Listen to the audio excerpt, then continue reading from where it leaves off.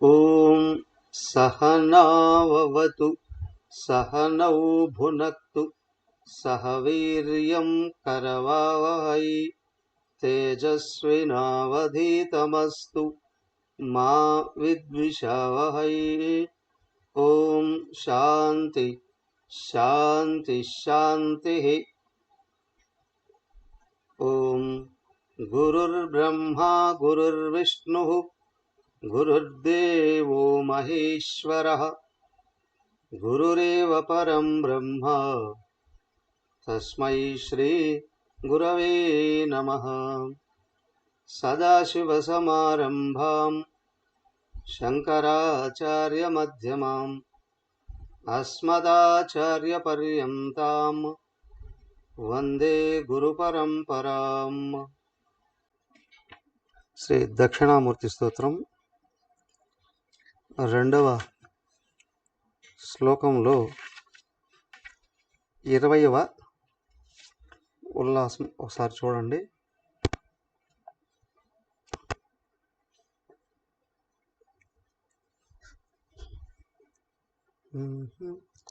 ద్రవ్యం గుణస్తథా కర్మ సామాన్యం సవిశేషకం సమవాయం చ కాణాదా పదార్థాన్ షట్ ప్రచక్షతే. రెండవ శ్లోకంలో మొదటి శ్లోకంలోనేమో ప్రపంచమంతా మిథ్య అని నిరూపించారు. దీనికి ఆధారమైన వాడు పరమాత్మ అనే రెండవ శ్లోకంలో నిరూపించడానికి ట్రై చేస్తున్నారు. చూడబడేది మిథ్య, కానీ చూసేవాడు నిజం. చూడబడేదే లేకపోతే చూసేవాడు ఎవడున్నాడండి? నిజమే, చూసేవాడు ఎవడైతే అయ్యున్నాడో వాడిని గుర్తించినప్పుడు చూడబడేది మాయమైపోతుందండి అన్నారు. ఎందుకు అంటే చూడబడేది ఉన్నది కాబట్టి చూస్తున్నాడు అని అంటున్నాము. చూడబడేది చూడడము అనేటువంటిది కూడా మిథ్యే, కానీ ఆధారమైన వాడు ఉన్నాడే, వీడు ఒకడు, వాడు శాశ్వతమైనటువంటి వాడు, నామరూప గుణ అతీతుడైనటువంటి వాడు.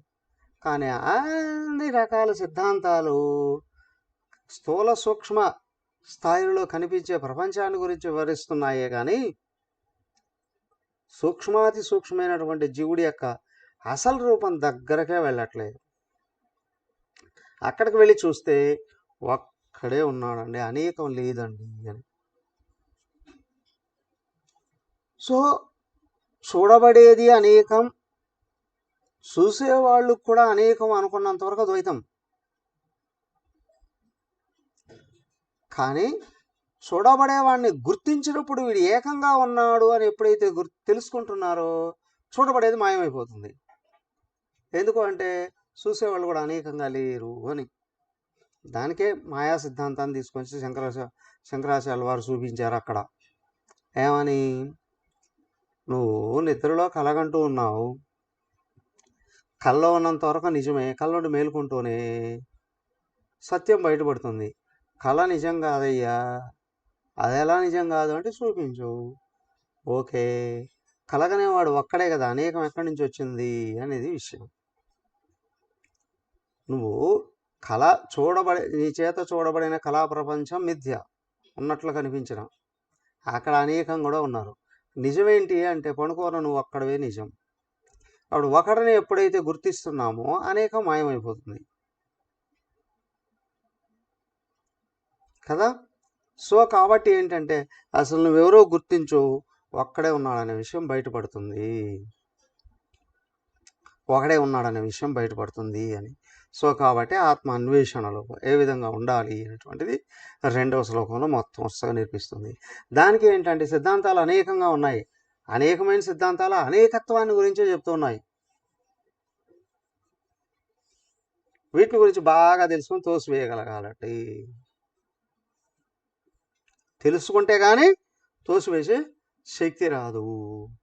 సో కాబట్టి అనేకత్వాన్ని తెలుసుకో, బాగా తెలుసుకున్న దాన్ని తోసివేసేయి అని. దానికి ఏంటి అంటే ఇక్కడికి వచ్చేటప్పటికి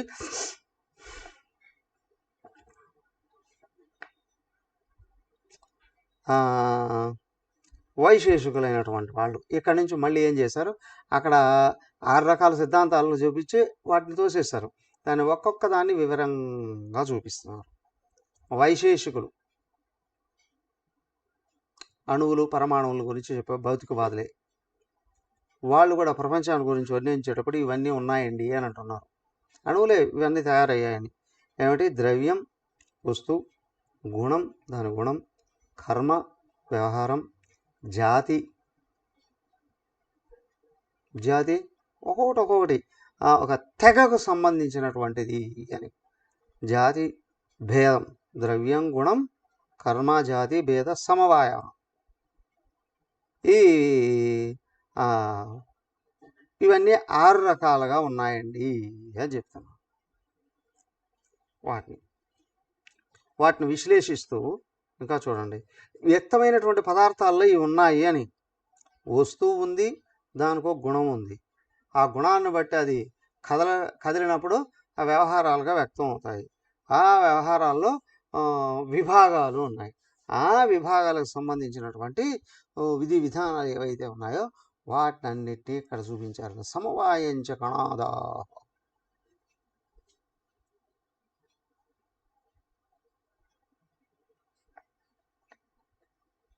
సమవాయం 2 రకాల పదార్థాలకు ఉన్న దగ్గర పోలికలు, వాటిని గురించి చూపించారు. ఫర్ ఎగ్జాంపుల్ టీ, కాఫీ 2 ఒకటిగానే కనిపిస్తాయి, కానీ చూడ్డానికి ఒకటిగానే ఉంటాయి. కానీ మనం ఉపయోగించే పదార్థాలు పాలు, చక్కెర, నీళ్లు అని ఒకటే, కానీ ఒక్కటి మారింది. అక్కడ కాఫీ పొడి, ఇక్కడ టీ పొడి అండి అని. 2 ఒకటే ఉన్నాయి కదా. ఒకసారి అది లేనప్పుడు ఇది లేనప్పుడు ఏదైనా వాడుతూ ఉంటారు కదా. ఇలాంటివన్నీ వ్యక్తమై కనిపిస్తూ ఉన్నాయండి. ఈ 6 రకాల భేదాలతో వస్తువులు కనిపిస్తాయండి. దెన్ నవద్రవ్యాణి భూతాని దిక్కాలాత్మమనాంసి చ చతుర్వింశతిరేవ స్యుః గుణా శబ్దాది పంచకం పరిమాణంచ సంఖ్యా చ దోషం యోగ విభాగకౌ స్వభావతః పృథక్త్వం చ గురుత్వం ద్రవతా పునః పరత్వం చాపరత్వం చ స్నేహ సంస్కార ఇత్యపి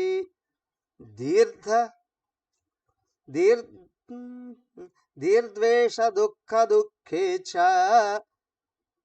ధర్మ ప్రయత్నక.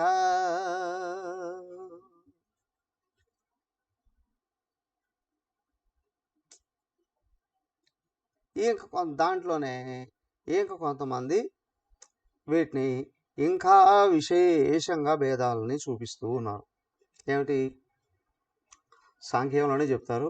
అలాగే సాంఖ్యమే ఇది. మన 13వ అధ్యాయంలో క్షేత్రము అని చెప్పినప్పుడు సాంఖ్యంలో చెప్పిన 24 తత్వాలని తర్వాత ఇంకొక 6 కలిపారు. ఇచ్ఛాద్వేష సుఖం దుఃఖం సంఘాత చేతన ధృతి అని చెప్పి వాటిలో ఉన్న వికారాలని 7 కలిపి వేదాంతం చెప్పింది.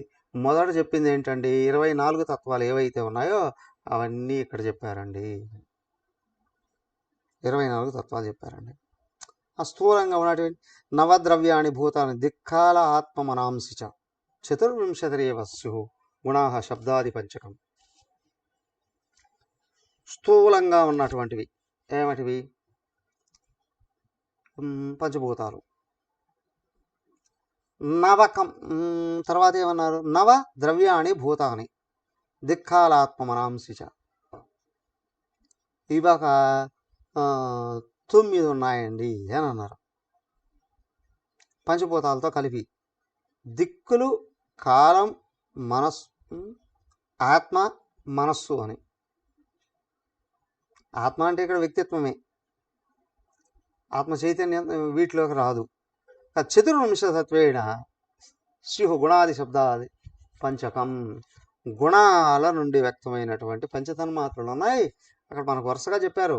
పంచతన్మాత్రలలో నుండే ఏమో వచ్చాయి, ఇది అంతఃకరణ చతుష్టయం వచ్చింది, జ్ఞానేంద్రియాలు వచ్చాయి, ఆ తర్వాత దశ ఇది పంచప్రాణాలు వచ్చాయి, ప్లస్ పంచకర్మేంద్రియాలు, స్థూలమైన భూతాలు. ఏదో ఒక చోట పంచకర్మేంద్రియాలు చెప్పుకుంటే ఇది పంచ విషయాలు చెప్తారు. పంచభూతాలు, పంచ విషయాలు, దశ ఇంద్రియాలు, ప్లస్ మనసు, బుద్ధి, స్తమహంకారం అని చెప్పి 24 అక్కడ చెప్పారు. ఇక్కడ ఆత్మ అని చెప్పారు. ఇక్కడ అదేంటి అవ్యక్తము అని చెప్పడమే, వ్యక్తిత్వము అని చెప్పడమే. సో కాబట్టి ఏమిటయ్యా, 24 తత్వాలు ఉన్నాయండి. ఇది సాంఖ్యుల సిద్ధాంతమే. ఇది కూడా మార్పులకు లోనవుతుందండి. పరిణామంచ సంఖ్య చ దౌ సంయోగ విభాగకౌ. ఒక్కొక్క సిద్ధాంతంలో చెప్పబడేది ఒక్కటే అయ్యున్నప్పటికీ కూడా కొంచెం కొంచెం మార్పులతో వ్యక్తం చేయడం అనేటువంటి జరుగుతుంది ఒక్కొక్క సిద్ధాంతంలో. అయితే వీళ్ళు ఏం చేస్తున్నారు, ఇక్కడ పరిణామంచ సంఖ్యాచ ద్వౌ సంయోగ విభాగకౌ. పరిణామము, సంఖ్య, కలవడం, విడిపోవడం, సంయోగ విభాగాలు, స్వభావతః పృథక్త్వంచ, ఇంకా వేర్వేరుగా కనిపించడం,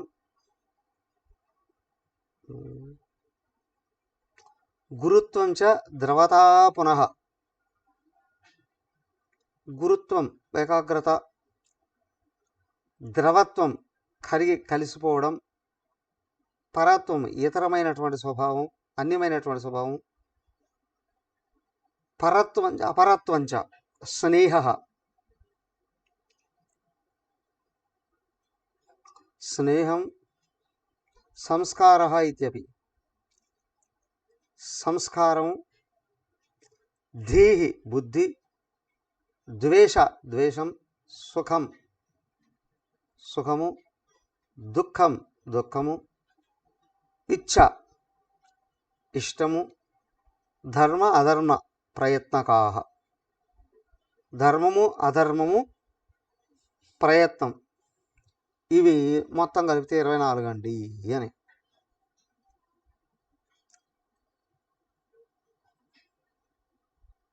మొదట 9, తర్వాత 15. ఈ కింది 2 శ్లోకాల్లో చెప్పబడినటువంటివి 15 ఏంటంటే పంచభూతాలు, మనసు, బుద్ధి, ఆత్మ, దిక్కు, కాలం, ఆత్మ, మనస్సులు, ఇవి 4, అవి 5, 9. మరి వాటిలో కలిగేటువంటి మార్పులు, ఆ మార్పుల్లో సూక్ష్మంగా వ్యక్తమయ్యేటువంటి సంఖ్య, సంయోగ విభాగము, పృథక్త్వము, గురుత్వము, ద్రవత్వం, పరత్వం, స్నేహం, సంస్కారం, బుద్ధి, ద్వేషం, సుఖం, ఇచ్ఛాధర్మం, అధర్మం, ప్రయత్నం, ఇవన్నీ 24 గుణాలు ఉన్నాయండి. ఇది నిజమండి అని కొంతమంది చెప్తారు. భూమి మీద అనేక రకాల మతాల వాళ్ళు ఉన్నారండి. ఒక్కొక్కరు ఒక్కొక్కటి నిజము అని చెప్తారు. మరి అసలు నిజం ఏది? ఎందుకండి హిందూ తత్వానికి స్థిరత్వం ఉంది, శాశ్వతత్వం ఉంది. ఎందుకు అంటే ఇది చెప్పింది డైరెక్ట్గా భగవంతుడు. ముందు వేదాల్లో చెప్పాడు, ఆ వేదాలనే ఉపనిషత్తుల రూపంలో మనకు బయటకు వచ్చింది. తర్వాత అవే ధర్మశాస్త్రాల రూపంలో వచ్చాయి. ఆ తర్వాత ఇతిహాసాల రూపంలో వచ్చాయి. ఆ ఇతిహాసాలలో భగవంతుడు స్వయంగా బోధించినటువంటి విషయాలు ఉన్నాయి.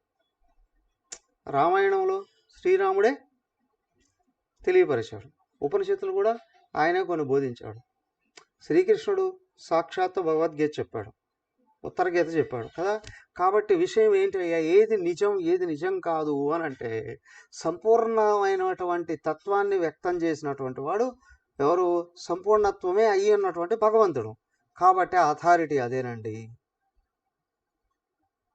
ఇప్పుడు ఇతర మతాలలో కూడా దేవుడిగా కొలవబడేటువంటి వాళ్ళు ఎవరైతే ఉన్నారో వాళ్ళందరూ కూడా మహమ్మద్ ప్రవక్త అని, యేసుక్రీస్తు కానీ నేను దేవుడు దూతను అని అన్నారు. నేనే దేవుడిని అని అనలేదు. తర్వాత వాళ్ళు అన్నారు ఆయన దేవుడు అని, ఆయన అనలేదు. కానీ ఇక్కడ దశావతారంలో వచ్చినప్పుడు భగవంతుడు నేనే భగవంతుడిని అని అన్నాడు. ముఖ్యంగా రాముడు, కృష్ణుడు సంపూర్ణత్వాన్ని వ్యక్తం చేశారు. ఏదైతే చెప్పారో అది చేసి కూడా చూపించారు. సో కాబట్టి పరమమైన ప్రమాణం ఏంటయ్యా, ఎదుగు. కానీ మిగతావన్నీ ఎన్నున్నాయండి, ఏది కరెక్టు అని అంటే ఒకటే తెలుసుకుంటే ఇదే కరెక్ట్ అని తెలుస్తుంది. కానీ ఏమవుతుంది అని అంటే మిగతా దాన్ని తోసివేయడమో లేకపోతే అన్నీ కరెక్ట్ అనడం కూడా జరుగుతుంది. కొంతమంది అంటారు చూడండి, ఓట్ బ్యాంక్ కోసం కావచ్చు, లేదా సినిమా యాక్టర్లు కూడా ఉంటారు, అందరి ఆడియన్స్ని ఇది పట్టుకోవడానికి, వాళ్ళ ఫ్యాన్స్ని పట్టుకోవడానికి కావచ్చు, అన్ని మతాలు సమానమే, అన్ని విధానాలు సమానమే అని. అన్ని మతాలు ఎట్లా సమానం అవుతాయి? ఒక్కొక్క మతం ఇప్పుడు చూస్తూనే ఉన్నాం. హిందూ మతంలో కూడా అనేక రకాల విధానాలు ఉన్నాయి. వాటినన్నింటినీ తీసుకొచ్చి 3 రకాలుగా చెప్పారు. ఒకటి ద్వైతం, విశిష్టాద్వైతం, అద్వైతం అని చెప్పారు. నువ్వు అద్వైతం దగ్గరకు వెళితే కానీ అన్నీ సమానం చెప్పలేవు. అంటే నామరూపాలు అనేటువంటివి ఎప్పుడూ సమానం కావడానికి అవకాశం లేదు. నామరూప గుణ తత్వాలు ఎప్పుడూ సమానం కావు. కానీ వెనకలో ఉన్న ఆత్మ ఒక్కటే సమానం అవుతుంది. అది గుర్తిస్తే కదా. అనంతంగా అందరిలో వ్యాపించి ఉన్నటువంటిది, సర్వత్రా ఉండి సర్వజీవరాశులలో వ్యాపించి ఉన్నటువంటి ఆత్మ ఒకటి మాత్రమే సమానం అవుతుంది. కానీ వ్యక్తమైనటువంటి సమానం కావడానికి అవకాశం లేదు. ఆ స్థాయిలో ఉన్నటువంటి ఇతర మతాలు అయినటువంటి వాళ్ళు నిండు కూడా ఏం చెప్తారు? మా మతమే గొప్ప, మా గురువే గొప్ప, మా మతమే గొప్ప, మా గురువే గొప్ప. అదే అక్కడి నుంచే అన్ని రకాల భేదభావాలన్నీ కూడా పుట్టుకొని వచ్చేది. మా మతాన్ని రక్షించుకోవాలి కాబట్టి ఇతర మతాలను నాశనం చేసేయాలి అని రకరకాల దేశాల వాళ్ళు కూడా ఇతర దేశాలని ఆక్రమించడం కొరకు రకరకాలైనటువంటి యుద్ధాలు చేయడం, పోరాటాలు చేయడం, స్వాధీనాలు చేసుకోవడం కూడా చేశారు. కానీ నిజమేంటి? శంకర్ల వారు చెప్పింది అందరూ ఒక్కడే అయి ఉన్నాడు అని. ఏంటి అంటే అయ్యా కనిపించేది నిజం కాదు, దానికి ఆధారంగా కనిపించకుండా ఉన్నటువంటిది ఏదైతే ఉందో అది మాత్రమే నిజం. మరి కనిపించేది ఎక్కడి నుంచి వచ్చిందండి? ఒక్కొక్క రకంగా చెప్పారు. వెస్టర్న్ ఫిలాసఫీ చదివితే మొత్తం ఏమవుతుంది, యావత్ సృష్టి భూమి నుండి వచ్చిందని ఒకడంటే, లేదు నీటి నుండి వచ్చిందని ఒకడంటే, అగ్ని నుండి వచ్చిందండి అని ఒకడంటే, లేదు వాయువు నుండి వచ్చిందని ఒకడంటే, లేదా ఆకాశంలో నుంచి వచ్చింది ఒకడంటే, ఇంకొక రకంగా చెప్తాడు. మా దేవుడి నుంచి వచ్చింది, మా దేవుడి నుంచి వచ్చింది, మా దేవుడి నుంచి వచ్చింది. అసలు దేవుడు ఎవరు?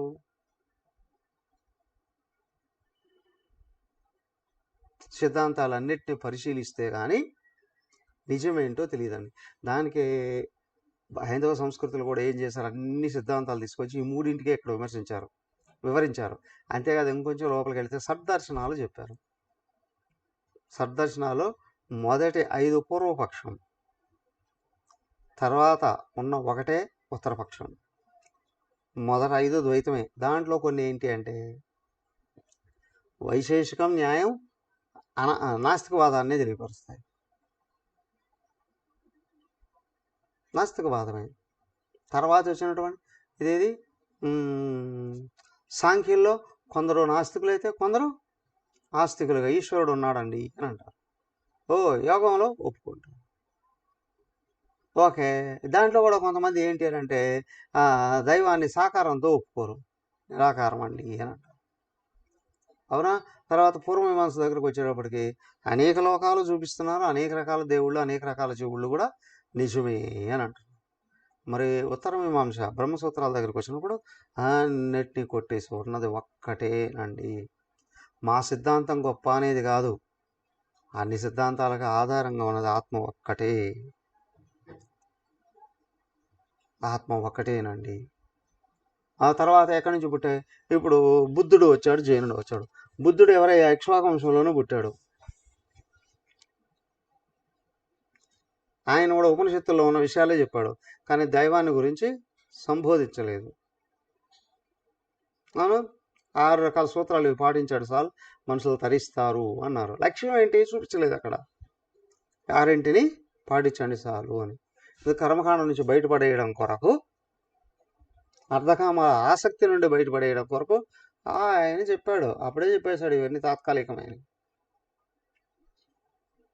మరి ఏది ఆధారమయ్యా? ప్రతి ఒక్కడో వస్తాడు, నేనే గురువునండి, నేను చెప్పేది నిజం, మిగతావన్నీ పక్కకు తీసేయండి అని చెప్తాను. పక్కకు తీసేయండి అని అంటారు. రకరకాల పుట్టగొడుగులాగా అనేక రకాలుగా గురువులు కూడా పుట్టుకొని వస్తారు కదా. కానీ ఎవరు ఉపనిషత్తుల్ని సమర్థిస్తూ ఉన్నారో, ఉపనిషత్తుల్ని అనుసరిస్తూ ఉన్నారో వాళ్ళు అద్వైతాన్ని చూపించగలరు. అద్వైతాన్ని అందుకునే అవకాశం కూడా ఉంది. వాటిని తీసిపారేసి నేను చెప్పేదే నిజం అండి అని అందరినీ కొట్టిపారేస్తే, శాస్త్రాలని, దేవుణ్ణి, గురువుల్ని తీసిపారేసి నేనే కరెక్ట్ అంటే ఏదో దురుద్దేశం ఉంది అక్కడ, స్వార్థపూరితమైనటువంటి వ్యక్తిత్వం ఉంది. సో కాబట్టి ఎవడయ్యా తత్వజ్ఞాని అయినటువంటి వాడు ఏం చెప్తాడయ్యా? శాస్త్రాలు ఎన్నున్నా, మార్గాలు ఎన్నున్నా, లక్ష్యం నీ లోపలే నీవే అయ్యున్నావు. ఆత్మయే లక్ష్యం అయ్యింది. ఆ ఆత్మ అయిన లక్ష్యాన్ని సంపూర్ణంగా వివరించి మార్గాన్ని చూపించేది ఏదైతే ఉందో అది సత్శాస్త్రం. మిగతావన్నీ తప్ప అండి, కొంచెం దూరం తీసుకొని వస్తాయి అంతే. అవునా? ఒకరు వస్తారు ఆహార నియమాలే చెప్తారు, ఉన్నారా లేరా? ఇంకొకరు వస్తారు పచ్చికూరగాయలు తినండి చాలు అని అంటారు. ఓకే, కరెక్టే, ఆరోగ్యం వరకు వస్తుంది. ఇంకొంతమంది వస్తారు యోగాసనాలు చేయండి అని. ఎస్ కొంచెం మనసు నిగ్రహాన్ని కూడా అవకాశం ఉంది. ఇంకొకరు వస్తారు పైన ఏదో ఒకటి ఏది పిరమిడ్ లాగా పెట్టుకొని ధ్యానం చేయండి అని. అవునా? వాళ్ళు ఇంకో కొంచెం ఏకాగ్రతను కలిగించడము. కానీ సంపూర్ణత్వం ఏది? సంపూర్ణత్వం ఏది? నువ్వు బయట ఎక్కడ తిరిగినా సమన్వయపరుచుకోవాల్సింది లోపల మనోబుద్ధుల్ని. ఇంద్రియాలని నిగ్రహించుకొని మనోబుద్ధులను సమన్వయపరుచుకుంటూ దీనికి అతీతమైన నేను ఎవరో నువ్వు అన్వేషణ చేయగలిగేటట్లయితే నీలోకి నువ్వు ప్రవేశించడానికి అవకాశం. దానికి ఏంటి అని అంటే సరైన గురువు దొరకడం, వేదాంత తత్వాన్ని అర్థం చేసుకునే విధంగా వ్యక్తం చేసే వాళ్ళు దొరకడం కూడా అదే మన అదృష్టం ఉన్నప్పుడు మాత్రమే మనకు మహానుభావులైనటువంటి వాళ్ళు గురువులు దొరుకుతారు. సో కాబట్టి ఏంటంటే ముందు విషయాన్ని అయినా స్పష్టంగా అర్థం చేసుకోవయ్యా. తపోవన్ మహారాజ్ చెప్తాడు, వేదాంతానికి పట్టుకమ్మ ఆయన ప్రస్థానత్రయాన్ని పక్కన పెట్టి బోధించబడే సర్వ మతాలు నాస్తిక మతాలే నేస్తాడు ఆయన. వేదాంతాన్ని పక్కన పెడితే ఆత్మతత్వాన్ని చూపించలేవు ఏ శాస్త్రాలు. ఏమండి పురాణాలు, ఇతిహాసాలు వేదాంతమే కదా అక్కడ కూడా. భగవద్గీత ఎక్కడుంది? భారతంలోనేగా కదా, భారతంలోనేగా. గురువులయ్యున్న వాళ్ళు కూడా పురాణాలను బోధించిన దాంట్లో కూడా ఏకత్వాన్ని చూపించారు, వేదాంతాన్ని బయటికి తీసుకొని వచ్చారు, ఉపనిషత్తుల యొక్క సారాన్ని తీసుకొని చూపించారు. వాడు ఎప్పుడూ బ్రహ్మచారిగా ఉన్నప్పుడు అడిగా, అమ్మ అడిగేది రామాయణం అడుగుతున్నాను, కొద్ది రోజులు వేదాంతమే చెప్పు అన్నారు. అమ్మ వేదాంతం చెప్తాను, భగవద్గీత ఏ గ్రంథాలు చదివితే బాగుంటుందమ్మా, ఇదిగో గురుదేవుడిది అమ్మగారిది మాత్రమే ఫాలోగా ముందు అని అన్నారు. ఎందుకన్నారా? అందరికి చెప్పకపోయింది వచ్చారేమో. సత్యం కావాలి అని అనుకుంటే, తత్వం కావాలి అనుకుంటూ అవే చూసుకో కొద్ది రోజులు. కొద్ది రోజులు అయిపోయిన తర్వాత ఇప్పుడు తత్వం అర్థమైందిగా, ఇలా నువ్వు కూర్చొని మిగతా అన్నిటి కూడా సమన్వయం చేసి చూసుకో ఏవి ఎక్కడ దాకా తీసుకొస్తాయో. అవునా? ఈ పురాణాలు, ఇతిహాసాలు అయితే అసలు వచన రూపంలో రాయబడిన గ్రంథాలు చదవనే వద్దు అనేసి, మూలమే చదువు. ఆ మూలాన్ని అదిగా వేదాంతంతో సమన్వయం చేసి వ్యక్తం చేయడానికి ప్రయత్నం. ఒక్కటే తత్వజ్ఞుడు అని అంటే, తత్వబోధ చేస్తున్నాడు అని అంటే వినేవాళ్ళకు చూపిస్తాడు, నువ్వు దేహం కాదు ఆత్మ అని. వేదాంతం యొక్క ప్రధాన ఉద్దేశ్యం ఇదే. మానవ జన్మ యొక్క చివరి గమ్యం నిన్ను నువ్వు తెలుసుకోవడమే. దాంతో నువ్వు సమన్వయం చేసుకోవాలి. ప్రస్థానత్రయమైనా, ధర్మశాస్త్రాలైనా, ప్రకరణ గ్రంథాలైనా, ఇతిహాసాలైనా, పురాణాలైనా, ఏదైనా సరే నువ్వు ఆత్మను పట్టుకున్నప్పుడు, ఆత్మను చూపించగలిగినప్పుడే సత్యం దగ్గరికి తీసుకొని వెళ్ళగలవు. మిగతావన్నీ ఏవి తప్పు కాదు. ఒకటి ఎల్కేజీ, ఒకటి యూకేజీ, ఒకటి ప్రైమరీ, ఒకటి ప్రీ ప్రైమరీ, ఒకటి అప్పర్ ప్రైమరీ కదా. ఇంకోటి first class, second class, 6th class, 7th class, intermediate, degree, ఏదో ప్రతి ఒక్కటి ఒక్కొక్క దాంట్లో ఏది ఎక్కడి నుంచి బోధిస్తుంది, ఎక్కడి వరకు తీసుకొని వస్తుంది అనేది అద్వైతంలో కూర్చుంటే అర్థమవుతుంది. సో కాబట్టి ఏంటి అంటే శాస్త్రాన్ని సరిగా తెలుసుకోవడానికి ప్రయత్నం. దానికి మిగతావన్నీ అదొకటే చెప్తే సరిపోతుంది కదా అండి. నువ్వు మహాత్ముడైన గురువు దగ్గరే ఉండి ఆయన చెప్పినట్టే శ్రద్ధతో అనుసరిస్తూ ఉంటే నీకు అన్నీ కూడా తెలియడానికి అవకాశం ఉంది. కానీ 24 గంటలు మహాత్ముడు నీ దగ్గర ఉండలేడు, నువ్వు మహాత్ముడు దగ్గర ఉండలేవు కదా. కాబట్టి ఏంటంటే మిగతా విషయాలు కూడా తెలుసుకో, వాటి స్థానం ఏదో కూడా తెలుసుకో, వాటి ఎక్కడ ఉంచాలనో అక్కడ ఉంచు. నీకు పరమమైన గమ్యం ఏదో దాన్ని పట్టుకొని ముందుకెళ్ళడానికి అన్నీ తెలిసి ఉండాలి. అన్నీ తెలిసి ఉండాలి అంటే మొత్తం ప్రతి ఒక్కదాన్ని కూలంకషంగా అధ్యయనం చేస్తానంటే జీవితం ఎటుపోతుందో తెలియదు. ద్వైత సిద్ధాంతంలో ఏం చెప్పారంటే అన్నీ చదువుతానండి, ఓ 10 జన్మలు 20 జన్మలు అయిపోతుంది, ఈ లోపల ఏమైపోతుంది. తర్వాత విశిష్టాద్వైతంలో అన్నీ చదువుతానండి, ఎప్పుడు ఆ తర్వాత అద్వైతానికి వస్తానండి, వస్తావో లేదో తెలియదు, ఎన్ని లక్షల జన్మలు పడుతుందో తెలియదు. అవునా. ఉపనిషత్తుల్లో చెప్పబడిన విషయం అంతా అది ఒకటే కదా. సర్వం కల్విదం బ్రహ్మ నేహ నానాస్తి కించన. మరి గురువులుగా విశ్వవ్యాప్తంగా పేరుగాంచిన వాళ్ళు కూడా విమర్శలు చేస్తున్నారు అని అంటే అర్థం కాలేదనే కదా అర్థం. అవునా. ఒక హీరోయిన్ హాలీవుడ్కి వెళ్ళారంటే ప్రపంచం అంతా తెలిసిపోయింది అని, అయినంత మాత్రం వాళ్ళు పరిపూర్ణులా? ఒక వ్యక్తి బిజినెస్ చేస్తూ ఇంటర్నేషనల్ బిజినెస్ చేయించండి, అఫ్కోర్స్ వాళ్ళు పరిపూర్ణులా? సో కాబట్టి ఏంటి అంటే నీకు ప్రస్థానత్రయం సంపూర్ణంగా గురువుగారి దగ్గర సరైన విధానంలో అర్థం చేసుకొని ఉండి ఉంటే ఉన్నది ఒక్కటే అనే విషయం తెలుస్తుంది. అవునా. ఎక్కడ ఎవరిని ఏమి విమర్శించలేవు, దాన్ని చూపిస్తూ ముందుకు వెళ్ళేటువంటి ఇంకా ముందుకెళ్ళి ఉత్తిష్టత జాగ్రత్త ప్రాప్య వరా నిబోధత క్షురస్య ధార నిశిత దురత్య దుర్గం పదం తత్కవయో వదంతి. ఆ విధంగా చెప్పి ఇంకా వెళ్ళవయ్యా ముందుకు వెళ్ళవయ్యా. ఆ మంగళంలో కోట ఒక్కొక్క విషయాన్ని తెలియపరుస్తూ ఉన్నాయండి.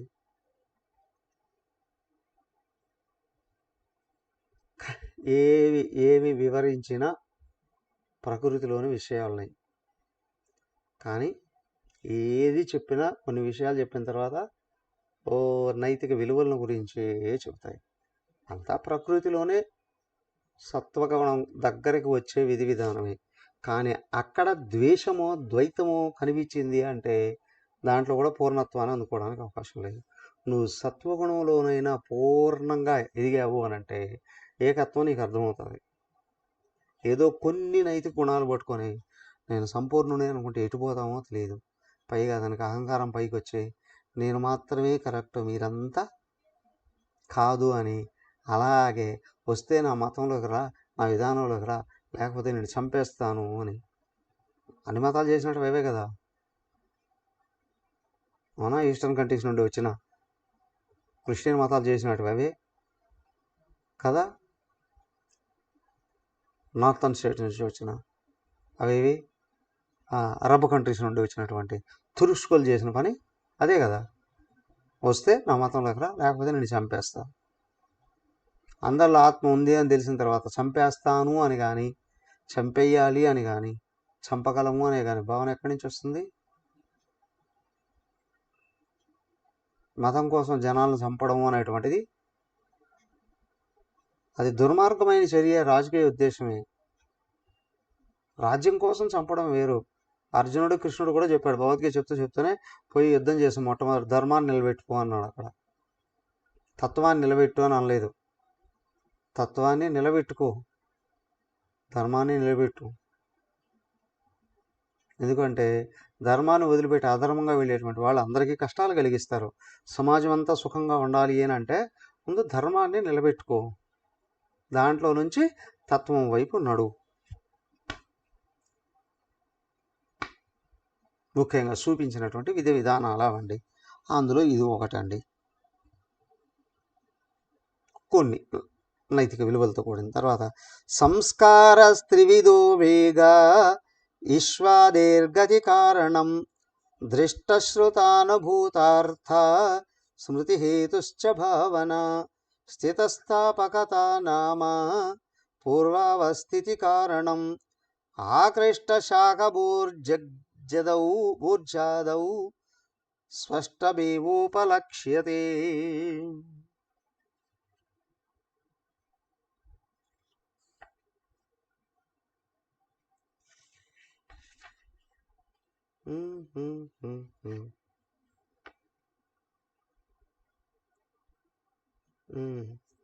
అయితే ఇప్పుడు ఇంతవరకు కూడా చెప్పింది ఏంటి అని అంటే, ఇంకొంచెం లోపలికి వెళ్ళి గమనిస్తే వైశేషికులు చెప్పారు ద్రవ్యం, గుణం, కర్మ, జాతి, భేదం, సమవాయం.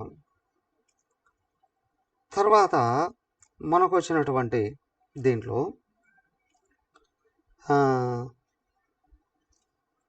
ద్రవ్యం ఏంటండి ఫస్ట్ వర్స్గా చెప్పుకొని వచ్చారు. ద్రవ్యాలు ఏవి? 9.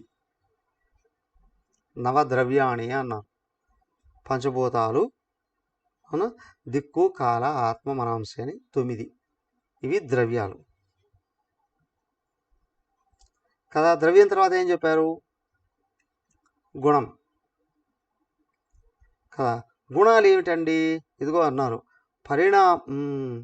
చతుర్వింశతి ఏవ స్యు గుణాః.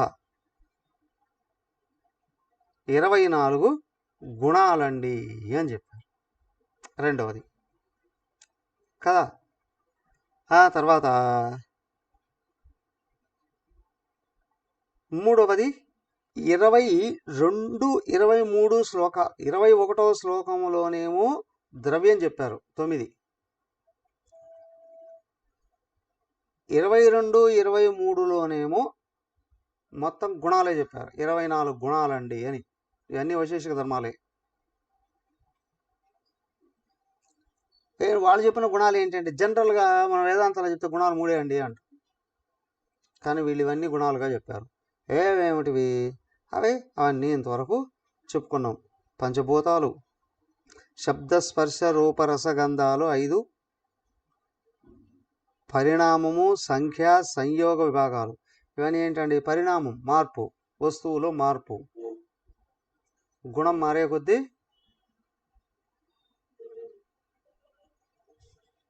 మారే కొద్దీ వస్తువు మారిపోతూ వస్తుంది.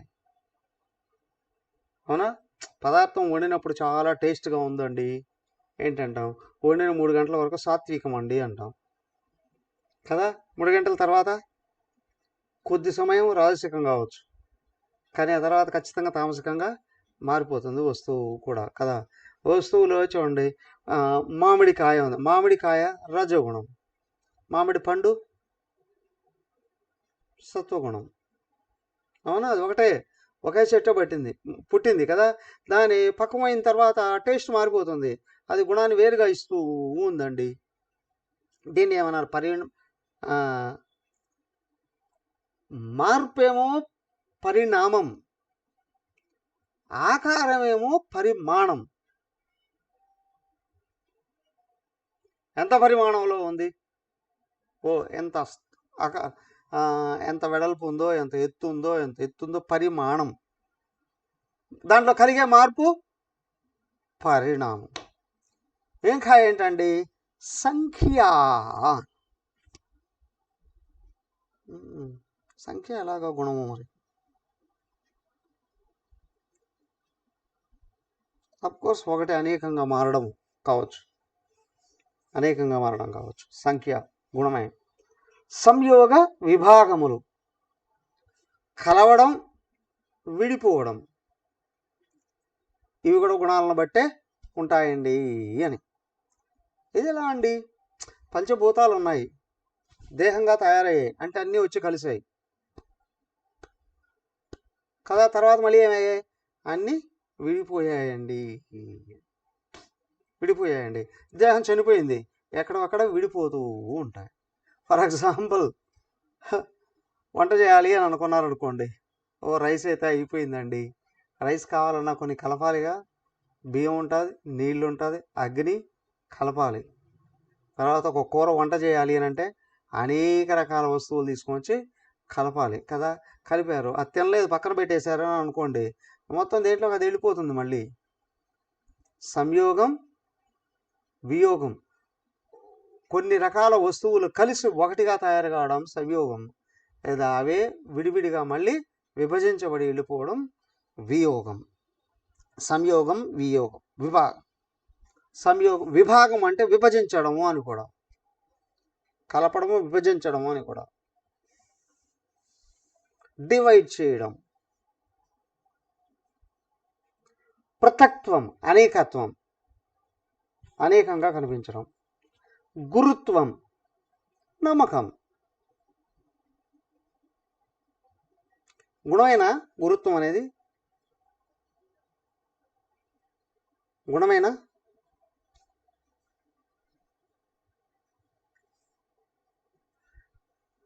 శరీరేంద్రియ మనోబుద్ధులు అన్నిటినీ కలిపి ఒక నమ్మకం అనే దాని వైపు చేర్చి ముందుకు తీసుకుని వెళితే అది గురుత్వం.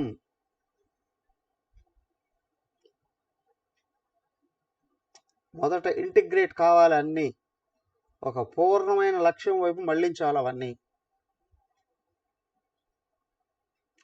అప్పుడు గురుత్వం అనేది వస్తుందండి. గురుత్వం ఇంకా సూక్ష్మంగా చూసిన, నీ మీద నాకు నమ్మకం ఉంది అని అన్నాను, కొంచెం గురుత్వం కదా. నువ్వు భగవంతుడు వారిని నమ్ముతున్నానండి అని అన్నాను, ఇక్కడ సంపూర్ణంగా అంకితభావం అనేటువంటిది ఉంటుంది, దాన్ని అనుసరించడం అనేటువంటిది కూడా ఉంటుంది. శిష్యుడు గురువుని చూస్తే భగవాన్ అని పిలుస్తాడు, అందరినీ పిలుస్తాడు. ఉపాధ్యాయులు అనేక మంది ఉంటారు, లెక్చరర్స్ అనేక మంది ఉంటారు, పాఠాలు చెప్పి వెళ్ళిపోతారు. కానీ ఇక్కడ ఏంటంటే ఆత్మతత్వంలో నిలబడి ఆత్మతత్వాన్ని చూపించేటువంటి వాళ్ళని మాత్రమే గురువుగా భావించడం, గురుత్వం స్వీకరించడం, గురుత్వాన్ని అనుసరించడం అనేటువంటిది. ద్రవ్యత్వం కరిగి ప్రవహించిపోవడం. పరత్వం, పరత్వం అనేటిది అన్యమైంది కావచ్చు, అవునా, అనన్యమైంది కావచ్చు. వాళ్ళ పరులండి ఒకటి, అది పరమమైనదండి, ఉత్తమోత్తమైనటువంటిదండి అని కూడా భావించారు. స్నేహం ప్రేమగా ఉండడం. సమకాలీకులు స్నేహభావాన్ని వహించారండి, ఒకరిని ఒకరు ఇష్టంతో గౌరవించుకోవడం. స్నేహం. సంస్కారం.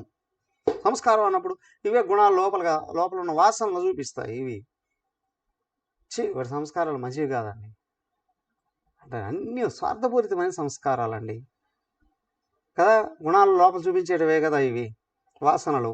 ఉత్తమమైన సంస్కారాలండి, వాళ్ళ తల్లిదండ్రులు చక్కగా పెంచారండి.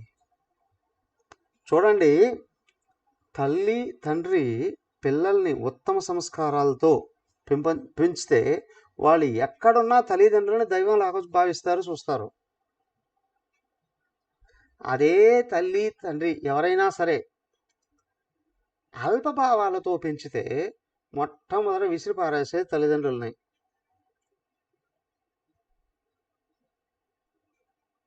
అవునా కదా. ఫర్ ఎగ్జాంపుల్ చూడండి, దేవతలు అసురులు ఇద్దరికి తండ్రి ఒకడే కదా, ఇద్దరికి తల్లులు వేరు, అవునా, తల్లులు వేరు. దితిపుత్రులేమో అసురులయ్యారు, దైత్యులయ్యారు. అదితిపుత్రులేమో ఆదిత్యులు, దేవతలు అయ్యారు. కానీ వాళ్ళ జీవితం ఎట్టుంది, వీళ్ళ జీవితం ఎట్టుంది కదా. రావణాసురుడు, కుంభకర్ణుడు, వాళ్ళ ముగ్గురు చూడండి. ఎవరు, ఇంకొకడు విభీషణుడు. నిజానికి తల్లి మంచిదే, తల్లి మంచివాళ్లే, కానీ తల్లిలో ఉంది కొంచెం స్వార్థం, పక్కకు మలిచింది. తండ్రి ఉత్తమోత్తముడు, పులస్త్యుడు. పులస్త్యుడు ఆయన ఇది ప్రజాపతి అండి అని. కానీ వాళ్ళ నుంచి వాళ్ళు ఈ విధంగా వచ్చారండి. సో కాబట్టి ఇక్కడ ఏంటి అని అంటే ఆయన చూడు, ఉత్తానపాదుడు ప్రజాపతి కాదు. ఆ ఉత్తానపాదుడికి 2 భార్యలు, సునీతి సురుచి. ఆ సునీతి కొడుకు ధ్రువుడు శాశ్వతుడయ్యాడు. ఆ సురుచి కొడుకు ఇంకొకడు కదా. ఆ ప్రారంభంలో చాలా ఎక్కువగా కనిపించేది, కానీ ఆ జీవితం అడ్రస్సే లేకుండా వెళ్ళిపోయింది. లోపల ఉన్నటువంటి సంస్కారం అండి ఇటువైపు వెళుతుంది. నీచంగా వెళుతుందా, స్వార్థంగా వెళుతుందా, నిస్వార్థంగా ఉత్తమంగా వెళుతుందా, అది కూడా గుణమే. సంస్కారం, బుద్ధి, సంస్కారం వ్యక్తమైనప్పుడు వాటిని బాగా విమర్శించి వేరు చేసి విచారణ చేసి నిశ్చయం చేసేటువంటిది బుద్ధి. ఉత్తమ సంస్కారాలు కావాలి అని అనుకున్నప్పుడే ఈ బుద్ధి పనిచేస్తుంది. ఒక్కోసారి అంట నీచమైన బుద్ధి అండి అని కూడా. విశేషం ఏంటి అంటే సంస్కారాలను అనుసరించే బుద్ధి పనిచేస్తుంది. అదే సంస్కారాలు ఉన్నాయి, సాత్వికమైన సంస్కారాలుగానే ఉంటే బుద్ధి వాటిని పైకి తీసి తను కూడా తొలగించుకొని వెనకలున్న పరమాత్మను చూపిస్తుంది. సుసూక్ష్మయా బుద్ధ్యా వేదితవ్యం అంట 6వ అధ్యాయంలోనే చెప్పారు. సూక్ష్మమైన బుద్ధితో ఆత్మను చూడొచ్చా అండి? బుద్ధితో చూడొచ్చా, కానీ బుద్ధి సత్వగుణాన్నే పట్టుకుంది అంటే తను తొలగించుకుంటుంది. తను పక్కకు వెళ్ళి వెనకలున్న ఆత్మను చూపిస్తుంది. సంస్కారము బుద్ధి ఉంటుంది. అదే వీడు చాలా షార్ప్గా ఉంటాడండి. అయినా రావణాసురుడికి షార్ప్నెస్ ఉందా లేదా? పిల్లలు ఉంటారు చూడండి, చాలా షార్ప్గా ఉంటారు, అంటే చాలా చురుగ్గా ఉంటారు. కానీ ఉత్తమ సంస్కారం లేదు అంటే వాడు ఎటుపోతాడో తెలియదు. షార్ప్ ఇంటలెక్ట్, కానీ ఉత్తమ మార్గంకి వెళ్ళాలి అంటే మనసు శుద్ధం అయ్యి ఉంటే, ఆ వెనకలో ఉన్న సంస్కారాలు ఉత్తమమైనవి ఉంటే, ఇప్పుడు బుద్ధి ఏమవుతుంది? షార్ప్గానే కాదు, సటిల్ ఇంటలెక్ట్ అంట. సూక్ష్మమైన బుద్ధి, దీర్ఘ దృష్టి, విశాలమైన దృష్టి. సింపుల్. మనసు కుసంస్కారంతో ఉంటే బుద్ధి షార్ప్గా ఉన్న పర్వట్ అయిపోతుంది. అదే మనసు ఉత్తమ సంస్కారాలను పట్టుకొని ఉంటే బుద్ధి షార్ప్గా ఉంది అంటే ఇంకా సటిల్గా వెళ్ళి గొప్పవి విలువైనవి ఎక్కువ మందికి పనికొచ్చేటువంటి పనులు చేస్తారు. ఈ ఉగ్రవాదులకు బుద్ధి షార్ప్గా ఉంటుంది, కానీ వాడికి సటిల్ ఇంటలెక్ట్గా ఉంది అనుకోండి, మహాత్ముడైపోతాడు. వివేకానంద, గురుదేవుడు, ఆ రెండు ఉంటాయి అక్కడ. షార్ప్గా ఉంటుంది, సటిల్గానే ఉంటుంది. కాబట్టి బుద్ధి ఏంటి అంటే సంస్కారాల మీద ఆధారపడి బుద్ధి పనిచేస్తుంది. బుద్ధి స్వతహాగా ఏం చేయలేదు, సంస్కారాల మీద ఆధారపడి పనిచేస్తుంది. రోబో ఉంది, దానికి పాజిటివ్ మెమరీ పెడితే ఉత్తమమైన పనులు పనికొస్తుంది. అదే నెగిటివ్ మెమరీ పెడితే చెడు పనులు చేసేస్తుంది. సేమ్ ఇంకా ఏంటంటే ద్వేషము. ద్వేషం అన్నప్పుడు ఖచ్చితంగా నెగిటివ్ క్వాలిటీ, చుట్టుపక్కల వాళ్ళని ఇతరులని ఓర్వలేకపోవడం, ద్వేషం అనేటువంటిది. ఈ గుణం ఎక్కడైతే నెగిటివ్ క్వాలిటీ, ఇది వస్తే ఏంటి అంటే తను సుఖంగా ఉండలేడు, ఇతరులను సుఖంగా ఉంచలేడు, కనిపించే ప్రతి ఒక్కరిని ద్వేషించే గుణం నెగిటివ్ క్వాలిటీ. ద్వేషం ఏది కుసంస్కారం నుండి వచ్చినటువంటిది ద్వేషం. సుఖము దుఃఖము కూడా ఉంటుంది ఇక్కడ. ద్వేషాన్ని అనుసరించి దుఃఖం వస్తుంది, మంచి సంస్కారాన్ని స్నేహాన్ని అనుసరించి సుఖం బయటకు వస్తుంది. సుఖం సాత్విక గుణం. సుఖం అనేది వాస్తవంగా భోగం కాదు. మనసులలో ఒత్తిడితో కూడినటువంటి సంస్కారాలు ఉపశమించినప్పుడు ఆత్మ స్వతహాగా అంతఃకరణలోకి అలాగా స్ప్రింగ్ లాగా పెళ్ళుబుకుతుంది. లోపల సహజంగా ఉంటుంది సుఖం అనేది. సుఖం అనేది దేని నుండి వచ్చేది కాదు, లోపల ఉన్న అనవసరమైన సంస్కారం తొలగినప్పుడు లోపల నుంచి వ్యక్తమయ్యేటువంటి స్వభావం ఇచ్ఛ. ఇచ్ఛ ఖచ్చితంగా ప్రపంచంలో ఉన్నటువంటి విషయాలు ఏదో ఒకటి కోరుకోవడం, ఇచ్ఛ. అక్కడ చెప్పారు ఇచ్ఛా ద్వేషం, సుఖం దుఃఖం, ఒకటి నెగిటివ్ ఒకటి పాజిటివ్ అండి. ఇచ్ఛ ద్వేషం, సుఖం దుఃఖం. ఇష్టాన్ని వ్యక్తం చేసావు, ఓకే, అది పూరితమైంది అయితే దుఃఖమే ఎదురొస్తుంది, రిటర్న్ వస్తుంది నీకు ఫలంగా. కానీ ఇచ్ఛ అనుకూలమైంది, ఉత్తమమైనటువంటిది అయి ఉన్నప్పుడు నీకు సుఖం బయట నుండి వ్యక్తం అవుతుంది. ధర్మం అధర్మం, ధర్మం అధర్మం. అధర్మం అనే దానికి ఎక్కడ శాస్త్రాలు, ఈ అధర్మ శాస్త్రాలు అండి ఎవరిని ఎక్కడ అనడానికి వీల్లేదు, ఏమి ఉండవు. కానీ ధర్మశాస్త్రాలు ఉంటాయి, దానికి వ్యతిరేకంగా వెళితే అధర్మం. ఏదైనా ఒక పని ఇట్లాగా చేయాలండి, అలాగే చేస్తే ధర్మం, వ్యతిరేకంగా చేస్తే ధర్మం, అధర్మం. సో కాబట్టి ధర్మానికి వ్యతిరేకమైనటువంటిదే అధర్మం అండి అని. ధర్మం అధర్మం. ప్రయత్నం, వ్యవసాయాత్మిక బుద్ధి ఏకేహ కురునందన అన్నారు అక్కడ. కృషితో కూడినటువంటి బుద్ధి, అదే ఇక్కడ ప్రయత్నం. అదే తపస్సు, అదే ప్రయత్నం, అదే అభ్యాసం. అవునా? సాధనతో సమకూరు పనులెల్లా, సాధనే అదే ప్రయత్నం. అన్నీ ఉండి ప్రయత్నం లేదు అని అంటే ఏది రాదు, దగ్గరకు వచ్చి వెళ్ళిపోతాయి. సో కాబట్టి ప్రయత్నం అనేది ఇది కూడా గుణమేనండి. వేదాంతంలో చెప్పేటివన్నీ అనాత్మే కదా.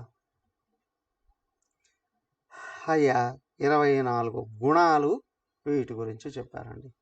తర్వాత కర్మ ఏంటి రేపు చూద్దాం. మరియు ఓం సర్వే భవంతు సుఖినః, సర్వే సంతు నిరామయాః, సర్వే భద్రాణి పశ్యంతు, మా కశ్చిద్ దుఃఖభాగ్ భవేత్. ఓం శాంతి శాంతి శాంతి. హరి ఓం శ్రీ గురుభ్యో నమః. హరి ఓం.